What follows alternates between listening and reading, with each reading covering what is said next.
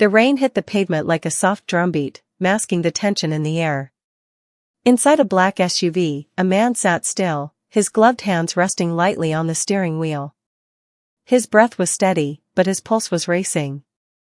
His eyes were fixed on two figures standing under the flickering streetlight ahead. One of them was a cop, a man in uniform, supposed to uphold the law. The other was a shady-looking man in a leather jacket, the type you wouldn't trust in a dark alley. The cop extended his hand, and the man in the jacket placed a thick envelope into it. The officer flipped through the stack of cash, nodding as he pocketed the money. He leaned in and whispered something, his words lost in the sound of distant thunder. Inside the SUV, the man watching wasn't just any observer. He was an FBI agent, sent deep undercover to catch this corrupt cop in the act. Months of planning had led to this moment. This was it, he finally had proof. His fingers hovered over his radio. He had backup, but they were running late. Too late. If he waited any longer, the cop might walk away scot-free. Then, his wrist buzzed. A silent alarm. His body tensed. Something was wrong. The cop suddenly looked up, locking eyes with him. For a long second, neither of them moved. Then, the cop's hand darted toward his gun. The FBI agent had a choice, make a move or die. 6 months earlier, the FBI had called him into a quiet, windowless room deep inside their headquarters. The air was thick with tension as a senior agent slid a file across the table. "This cop isn't just dirty," the agent said, his voice low. "He's dangerous. We need someone inside." He flipped open the file. Inside were photos of dead informants, missing witnesses, and stacks of money being laundered through fake businesses. The face of the cop, the same one he had just seen tonight under the streetlight, stared back at him.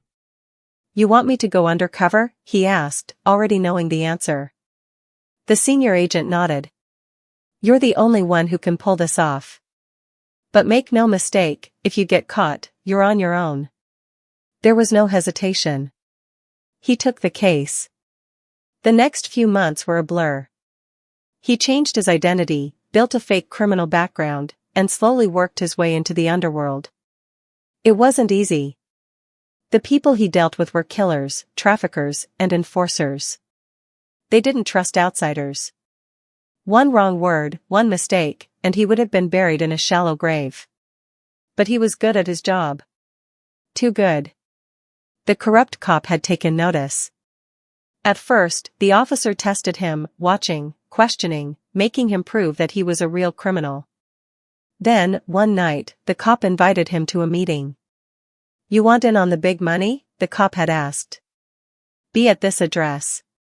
Midnight." That was tonight. The moment he had been waiting for. But something was off. As he sat in the SUV, watching the deal go down, his instincts screamed at him. The backup was late. The cop had seen him. And now, the officer's hand was reaching for his gun. The moment the FBI agent saw the cop's hand move toward his gun, he acted on instinct. He threw open the SUV door and stepped out, hands raised slightly, not in surrender, but to show he wasn't an immediate threat. He needed to buy time. "Easy," he said, keeping his voice calm, despite his heart pounding in his chest. "We don't need to do this." The corrupt cop didn't respond. His eyes were cold, calculating. He knew. The deal had been simple, money in exchange for police protection over illegal shipments. The FBI had set it up as a sting operation, recording everything. But now, with no backup in sight, the plan was falling apart. The man in the leather jacket, one of the city's biggest drug traffickers, looked between them, confused. "What's going on?" he muttered, stepping back. The cop didn't answer. His fingers tapped lightly against the gun on his belt. It was a small movement, almost casual. But the agent knew exactly what it meant. The cop was thinking. Calculating. If he realized he had been set up, he would kill them both. The agent had been deep undercover for months. He had learned how to play the role of a criminal, how to blend in and survive. Now, he had one last chance to sell the lie. "Relax," he said, shifting his stance slightly. He had to sound natural. "I just don't like surprises." The cop's eyes narrowed. "What kind of surprises?" The agent took a slow breath. "Like people watching us." He jerked his chin toward the street behind him. "Saw a car parked back there. It's gone now. Probably nothing. But I don't take chances." For a moment, the tension thickened. The drug trafficker took a step back. "You bring cops here?" The agent scoffed. "Yeah, because I love going to prison." It was a risk, turning the suspicion onto someone else, but it was the only way to stay alive. The corrupt cop hesitated. Then, slowly, he relaxed. "You're smart," the cop muttered. "I like that." He pulled his hand away from his gun. The agent forced himself to breathe normally. He had seconds to fix this, before the deal collapsed. But then, a phone rang. The drug trafficker pulled it from his pocket, frowning as he read the caller ID. His face darkened. He turned his gaze back to the cop, suspicion now in his eyes. The agent's blood ran cold. Someone had tipped them off. The FBI agent kept his face calm, but inside, his mind was racing. The drug trafficker stared at his phone, his jaw tightening. He turned the screen toward the cop. "You didn't tell me you had other business tonight."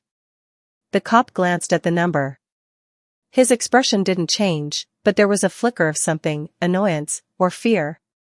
"Who is it?" the agent asked, keeping his tone casual. The trafficker ignored him. Instead, he stepped away, answering the call. His voice was low, his eyes darting between them. The FBI agent felt it in his gut, something was wrong.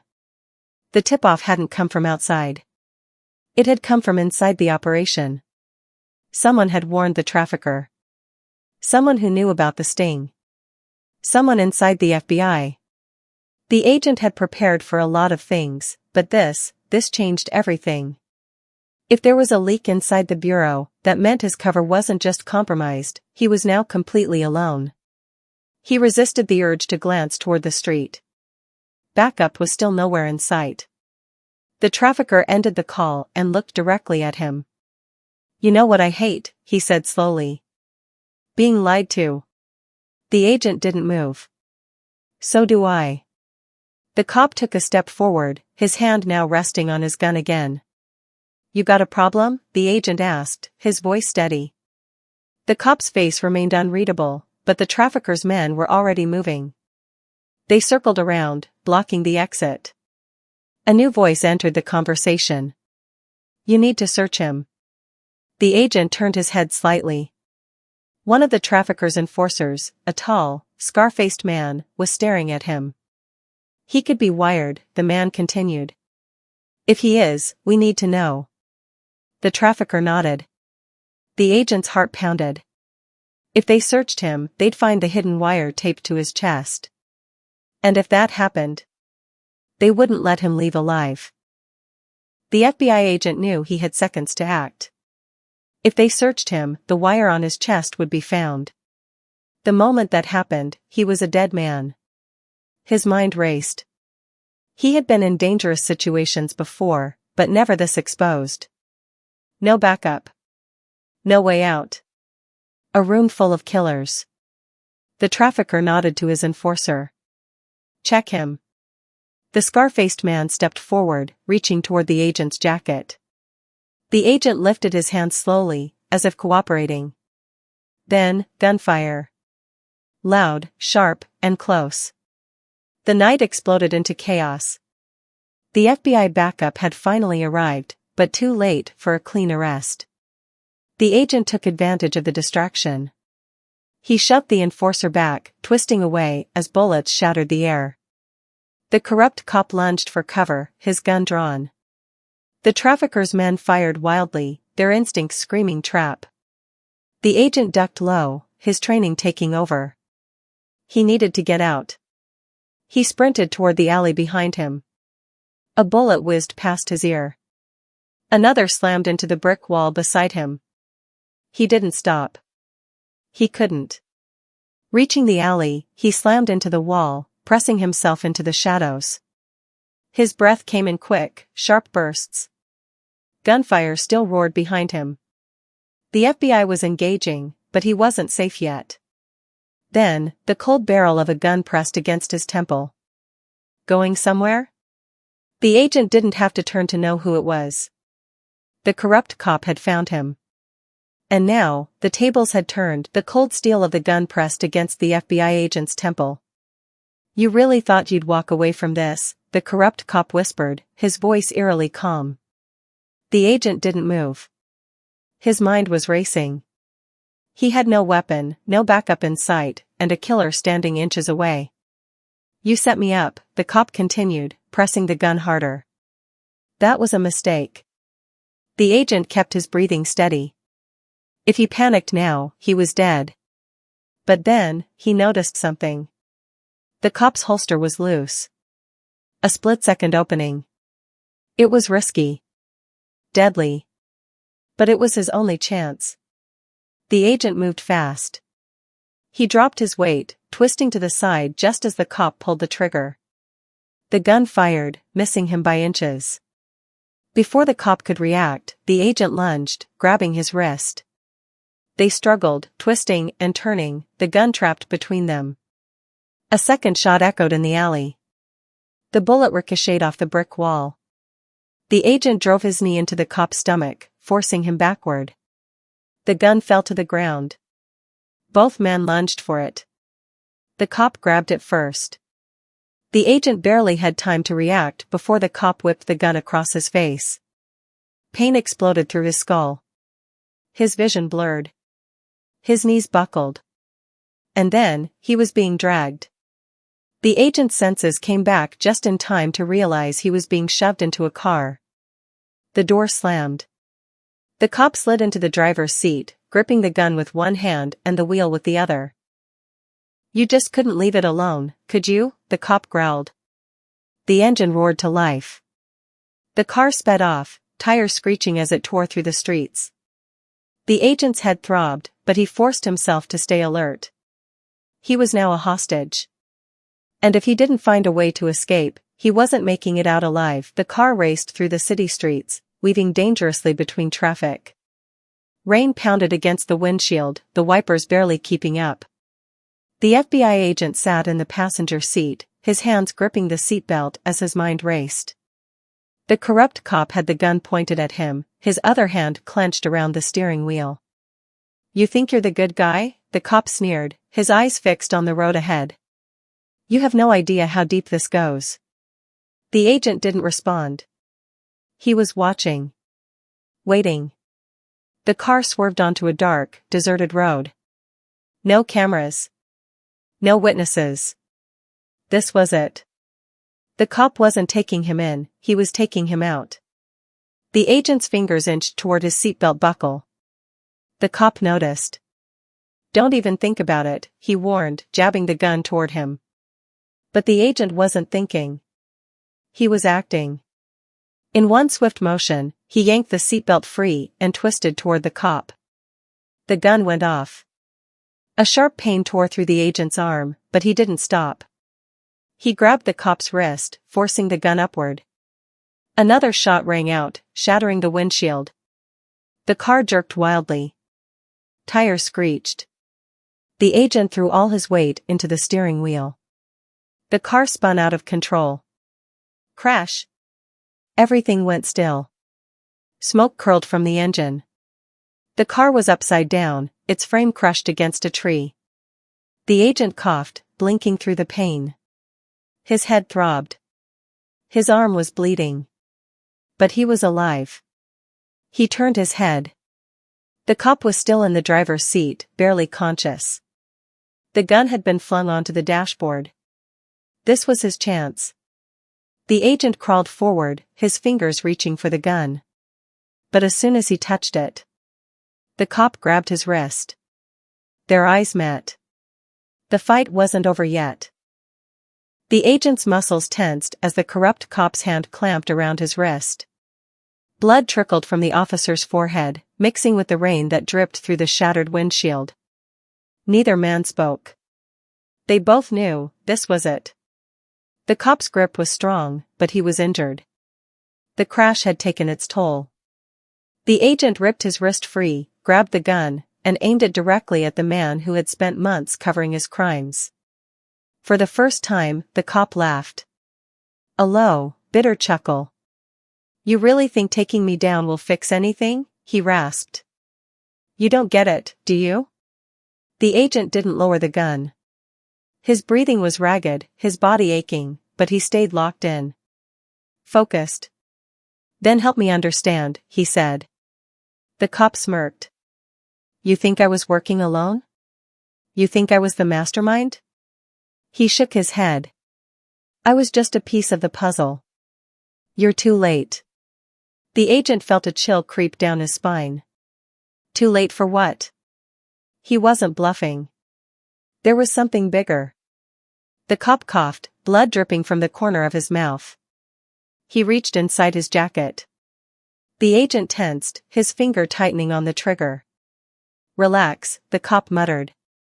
"If I wanted you dead, I'd have done it already." Slowly, he pulled out a USB drive. He held it up between two fingers, tilting it slightly so the agent could see. "This is everything," the cop said. "Names. Transactions. Who paid who? Who ordered the hits? You want the real criminals?" He coughed again, his smirk fading. "They're on here." The agent stared at the drive. His mind raced. Could it be real? Or was this just another trick? The sound of sirens cut through the night. Flashing red and blue lights filled the trees, reflecting off the rain-soaked ground. Backup had finally arrived. The agent exhaled. He reached forward, taking the drive. The cop leaned his head back against the crushed seat, his strength fading. "You have no idea what you just stepped into," he muttered. "They'll come for you next." The agent didn't respond. He opened the car door, stepping into the rain. The job wasn't over. It had just begun. The agent stood in the rain, gripping the USB drive as the wail of sirens grew louder. The flashing red and blue lights painted the wreckage of the car, the shattered glass glinting under the glow of street lamps. Behind him, FBI agents moved in, their guns drawn as they dragged the corrupt cop from the vehicle. He didn't resist.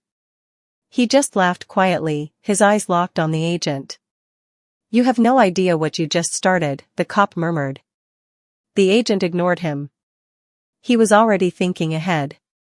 He had spent months going undercover, pretending to be one of them, risking his life to get to the truth.